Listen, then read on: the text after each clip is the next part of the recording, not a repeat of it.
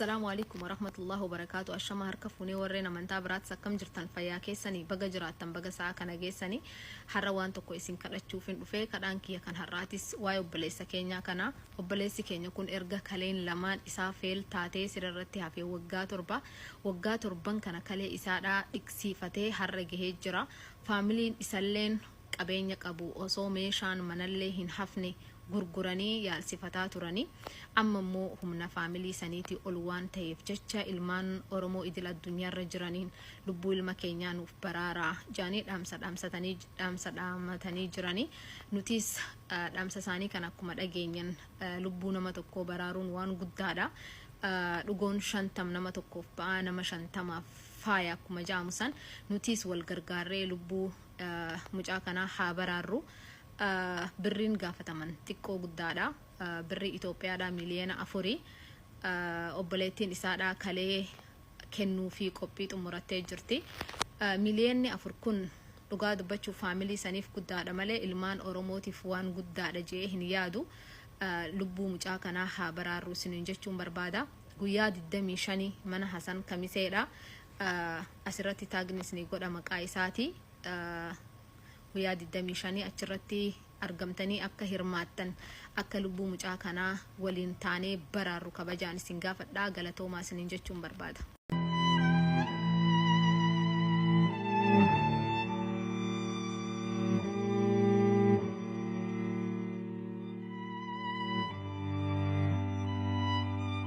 Amma torbaanitti dhiqannaa kun taasifama jechuudha.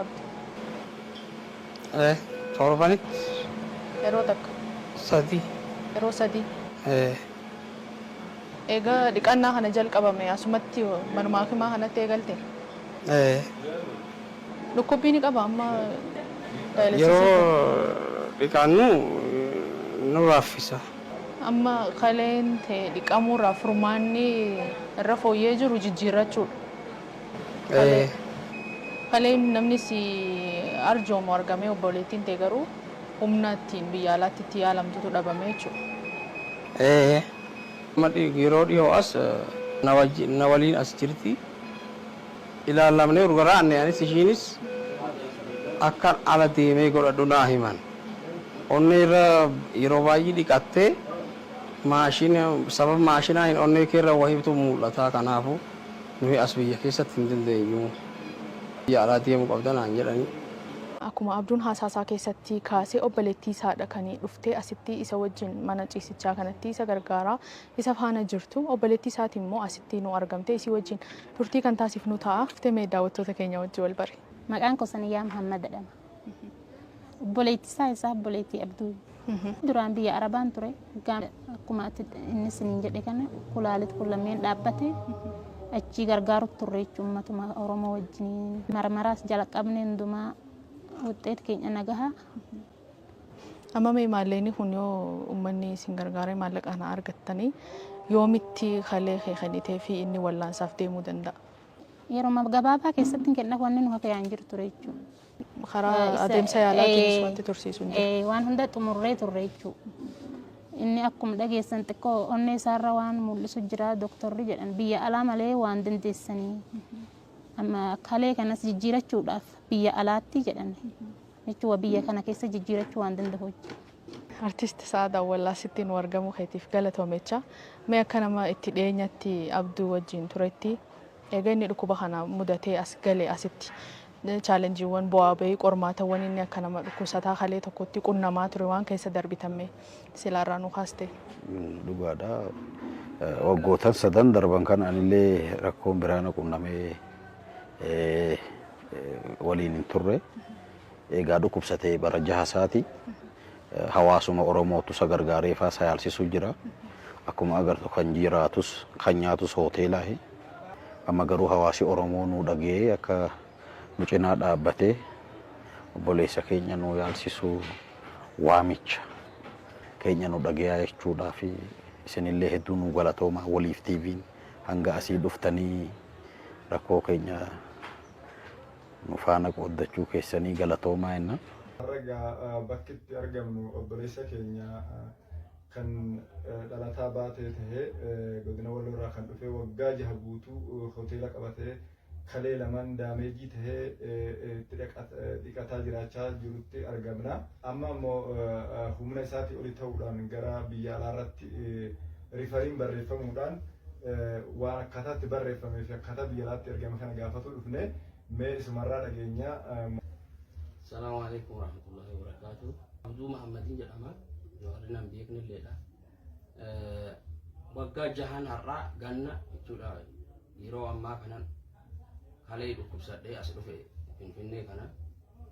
Yeroon dhufe kalee lamman akkan dalagne natti himame. Dhiqachuu qabda daalisiisa jedhamu jechuudha. Hikiminnaa daalisiis fudhachuu qabda naan jedhanii yeroo san daalisiis jalqabe hanga har'aatti daalisiisum san dhiqadheefan taa'aa jira jechuudha. Gaafa san dhufee nuteela sana bakka namarra taa'e tana qabadhe jechuudha. Waggaa jahan ture. Eegis ijoolleen baatee islaam biyya kan namni baay'ini na gargaaranii ka na jiraachisaniiran. Amma obboleettiin koo kinoo na bira jirti biyya alaa dhufte kalee naa kennuu dhufte inni kenna ittee asin marmaraa findheennaan as keessatti hin dandeenyu ala deemuu qabdaa jedhanii ruhiinni amma naa kennamu birriif jecha hafu waan ta'eef amma dirqamatu na fide jechuudha karaa uummata. Kanaafuu uummanni amma akka na bira dhaabattanii fedhaa bara jaha dhiqadhee as taa'ee amma immoo kalee argannaan birri mallaqa dhabee dhabaan jira jechuu fedheeti kinoo akkana kan itti jiru. Ustaaz Umar Haydar gaabbileessa keenya ammallee isaanillee haala irra jiru gaafatuudha dhufe mee ustaaz yaada dabalataa isin maal jettan?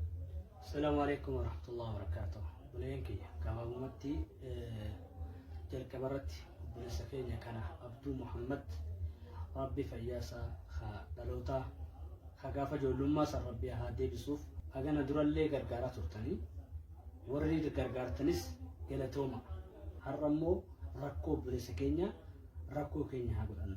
Dhukkuba buleessa keenya akkuma nuti dhagahamu akkuma nuti cinqamnu dhukkuba keenya dhukkuba maatii keenyatiif buleessa keenyaaf akka cinqamnu nutis cinqamuu fi qabna. Cinqamni jalqabaadha du'aa'idha. Obboleessa keenya kana gargaaruudha cinaa dhaabbachuudha. Hundi keenya nu laallata. Hunda keenya nu dhukkuba. Dhukkubni obboleessa keenya ergama Rabbi sallallahu alaihi wasallam maal jedhan wasfii mu'minaa wasfii nama dhugaa nama waliif miidhamuudha. Oggaa qaamni tokko obboleessa jechuu yookaan obboleeyyan jechuun jedhe tada'a lahu saa'irul jasad jedhe qaamni guutuun dhukkubbii mataatiin itti wal waamte jedhe akka sanitti nu wasafe almu'minu lilmu'mini kalbunyaan yashuddu ba'dahu ba'daa jedhe mu'minni tokko akka jaarmaya manaati jedhe akka jaarmaya nama mana jaaru jiruuti akkasitti harka wal keessa naqanii akkana jedhe mu'mina jechuun gargaarsa irratti obboleessa keenya kanaree haqa nurraa qaba haqa obbolummaa nurraa qaba. Namni viidiyoo tana agartan viidiyoo tana dhageessan hundi keenyahu haa gargaaru cinaa haa dhaabbannu.